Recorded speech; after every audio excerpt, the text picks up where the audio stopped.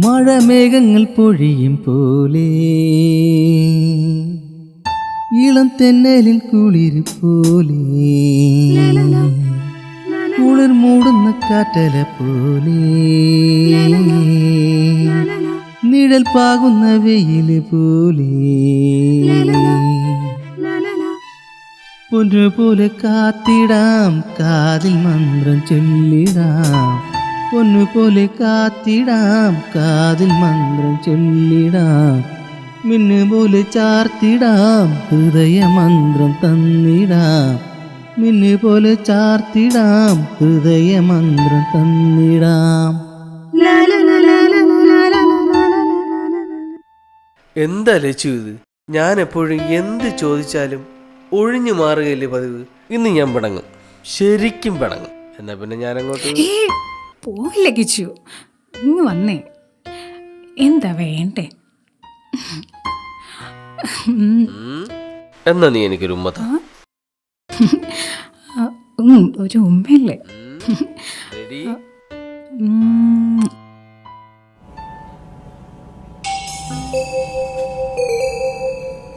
എനിക്ക് നിങ്ങളുടെ മാനേജർ ഒന്ന് കാണണം. എന്താ? സാറ് പറഞ്ഞിട്ടല്ലേ ഞാൻ 5 ലക്ഷം രൂപ അടച്ചത്. സെറ്റിൽ ചെയ്യാമെന്നും പറഞ്ഞു. വിശദമായി അങ്ങോട്ട് പറഞ്ഞു കൊടുക്ക്. കോടതി നോട്ടീസിൽ ഇതിനെക്കുറിച്ചൊന്നും പറഞ്ഞിട്ടുമില്ല. കോടതി അങ്ങനെ പലതും പറയും. മുതൽ അടഞ്ഞു തീർന്നില്ലെങ്കിൽ പിഴപ്പലിശ കൂടി വരും. ഞാനെന്ത് ചെയ്യാനാ? മുകളിലൊക്കെ പറഞ്ഞു നോക്കി, റിസർവ് ബാങ്കിന്റെ ഓർഡറാ.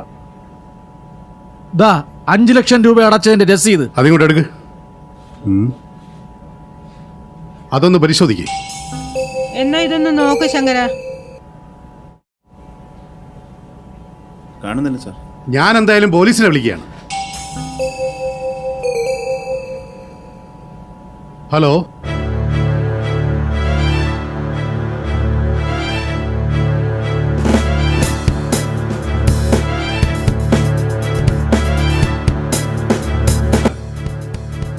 സാർ, 10 വർഷം മുമ്പ് 4 ലക്ഷം രൂപ ഇവർ ലോൺ എടുത്തതാണ്. ഇപ്പോൾ തന്നെ 6 ലക്ഷത്തിന് പുറത്ത് ഇവർ അടച്ചു കഴിഞ്ഞു. ഇപ്പോ പുതിയ കോടതി ഉത്തരവ് പ്രകാരം 7 ലക്ഷം രൂപ അടച്ചാൽ ഇത് സെറ്റിൽമെന്റ് ചെയ്യാമെന്നാണ് കോടതി പറയുന്നത്. 5 ലക്ഷം രൂപ വരെ പുള്ളിക്കാരൻ അടച്ചതിന്റെ റെസീപ്റ്റ് ഇവിടെ ഉണ്ട്. പക്ഷെ ബാങ്കിൽ ഇതിന്റെ ഒരു രേഖകളുമില്ല. എനിക്കതിനെ കുറിച്ചൊന്നും അറിയില്ല. ഞാൻ മേലധികാരികളെ ബോധിപ്പിച്ചിട്ടുണ്ട്. നിങ്ങൾ അവിടെ നിറയെ പോണം മിസ്റ്റർ. ഞാൻ പോണോ വേണ്ടതെന്ന് ഞാൻ ആലോചിച്ചോളാം. ഇതിന് വ്യക്തമായ ഒരു ഉത്തരം കിട്ടാതെ ഞങ്ങൾ ഇവിടുന്ന് പോവില്ല. വേണ്ടി വന്ന കുടില് കെട്ടി ഞങ്ങൾ സമരം ചെയ്യും. നിങ്ങൾ തമ്മിൽ വഴക്കൂടിയിട്ട് ഒരു കാര്യമില്ല. കോടതിയിലിരിക്കുന്ന വിഷയമാണിത്. ഞങ്ങൾക്ക് കൂടുതലൊന്നും ചെയ്യാനില്ല. നിങ്ങൾ കോടതിയിൽ പോണം മിസ്റ്റർ. ഓഹോ, അപ്പൊ നിങ്ങൾ ഈ തുള്ളൽ പ്രസ്ഥാനത്തിന്റെ ഉപജ്ഞാതാവാണല്ലേ? എനിക്കെല്ലാം മനസ്സിലാവുന്നുണ്ട് മിസ്റ്റർ. നിങ്ങളുടെ മേലധികാരികളെ വിളിച്ചു വരുത്താതെ ഞാൻ ഇവിടുന്ന് പോകുന്ന പ്രശ്നമില്ല. സർ, 4 ലക്ഷം രൂപ ലോൺ എടുത്തു. 6 ലക്ഷം രൂപയ്ക്ക് പുറത്ത് പലിശ അടച്ചു. പക്ഷെ ബാങ്കിൽ ഇതിന്റെ ഒരു രേഖയില്ല. ഞങ്ങൾ എന്ത് ചെയ്യണം? പ്രശ്നം ഞാനൊന്ന് പഠിക്കട്ടെ. ഇറഗുലാരിറ്റീസ് ഞാനൊന്ന് നോക്കിയിട്ട് വിളിക്കാം. ഓക്കെ, വാ നമുക്ക് പോവാം. Okay sir, okay. എന്നാ ഞങ്ങൾ ഇറങ്ങുന്നു. തീർച്ചയായും എന്തെങ്കിലും ഉണ്ടെങ്കിൽ വിളിച്ചാൽ മതി. ഓ ശരി. ലോൺ പാസ്സാക്കാൻ പറ്റൂല. കൊടുക്കേണ്ട അടുത്ത് കൊടുക്കാതെ കാര്യങ്ങളൊന്നും നടക്കില്ല. താൻ എത്തിയോ? നമസ്കാരം സാറേ. അതിനൊന്നും ചെയ്യാനില്ല. കാര്യങ്ങളെ കൈവിട്ടുപോയി. ഞാനൊരു കാര്യം ചെയ്യാം. ഞാനൊരു മീഡിയേറ്റർ വയ്ക്കുന്നു. അയാളൊരു വിലയിടുന്നു. അത് കൊടുത്തിട്ട് കിട്ടുന്ന കാശ് വാങ്ങി നമുക്ക് ബാങ്ക് ലോൺ സെറ്റിൽമെന്റ് ചെയ്യാം. എനിക്ക് വിശ്വസിക്കാമല്ലോ. തീർച്ചയായും. കൈവിട്ടുള്ള കളിയാണ്. എന്നെ നിങ്ങൾക്ക് വിശ്വാസമല്ലേ? ഓക്കെ. അങ്ങോട്ടും ഇങ്ങോട്ടും ദോഷം വരരുത്. അതായത് ഇലയ്ക്കും മുള്ളിനും കേടില്ലാത്ത രീതിയിൽ. മൊത്തം ഞാനിപ്പോൾ 40 ലക്ഷം രൂപ തരും. ഓവർ ഡ്രാഫ്റ്റ് കാരണം 10 ലക്ഷം രൂപ ക്യാഷും 30 ലക്ഷം രൂപ ചെക്കും മാത്രമേ ഞാൻ തരുള്ളൂ. രാജു, നീ എവിടെ ഇരിക്കുന്നടാ? നീ ഏതാണ്ട ഈ ഓഡിറ്റോറിയത്തിന്റെ അടുത്തോട്ട് വാ. ബസ് സ്റ്റാൻഡിന്റെ ഇപ്പുറത്തോട്ടുള്ളത്. അത് തന്നെ. നീ പെട്ടെന്ന് വാ. വന്നോ? കുമാരേട്ടന്റെ വീട്ടിൽ കൊണ്ട് ചെന്ന് കൊടുക്കണം. ഞാൻ തന്നതാണെന്ന് പറയണം. ശരി. ശരി എന്നാ. ഓക്കെ, കാര്യങ്ങളൊക്കെ സന്തോഷമായി നടന്നല്ലോ. ശരി എന്നാ. ഓ ശരി. കാര്യങ്ങളൊക്കെ നടന്നു. നമ്മൾ തമ്മിലുള്ള ഡീലിങ്സ് മറ്റാരും അറിയല്ലേ. എനിക്ക് കിട്ടേണ്ട കമ്മീഷൻ ഉടനെ വേണം. ഓക്കെ? ഓക്കെ.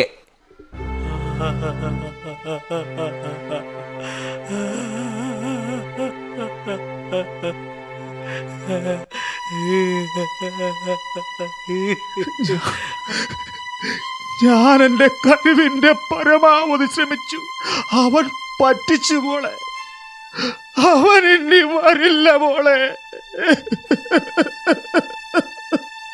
ഇനി നമ്മൾ ഈ വീട്ടിൽ നിന്ന് ഇറങ്ങേണ്ടി വരുമല്ലേ അച്ഛാ?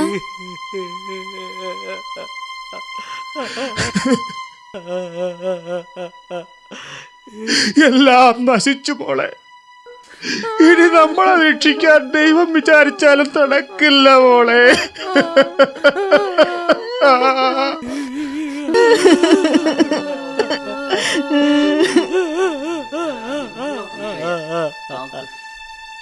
ഒരുപാട് ദൂരം ഡ്രൈവ് ചെയ്യാനുള്ളതല്ലേ, ഒന്ന് കുറച്ച് റെസ്റ്റ് എടുക്കും. ഞാൻ ആ വണ്ടി ആ ഭാഗത്തോട്ട് കൊടുക്കാം.